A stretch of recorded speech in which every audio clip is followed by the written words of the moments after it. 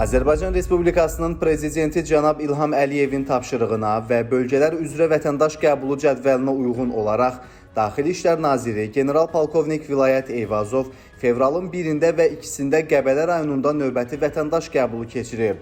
Nazir əvvəlcə Qəbələ rayonunda ümummilli lider Heydər Əliyevin abidəsini ziyarət edərək əziz xatirəsini dərin hörmət və ehtiramla yad edib. Daha sonra polis şöbəsinin inzibati binasında Qəbələ, Oğuz, Şəki, Qax, Zaqatala və Balakən rayonlarından, eləcə də digər bölgələrdən qəbula gələn 314 nəfər vətəndaşın müxtəlif məsələlərlə bağlı müraciətləri dinlənilib.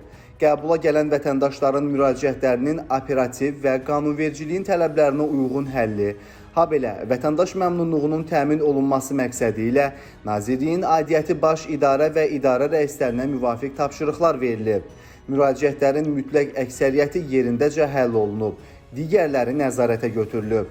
Səfər çərçivəsində General-Polkovnik Vilayət Eyvazov polis və daxili qoşunlarda xidmət etməyə arzusunda olan gənclərin sıra baxışını da keçirib.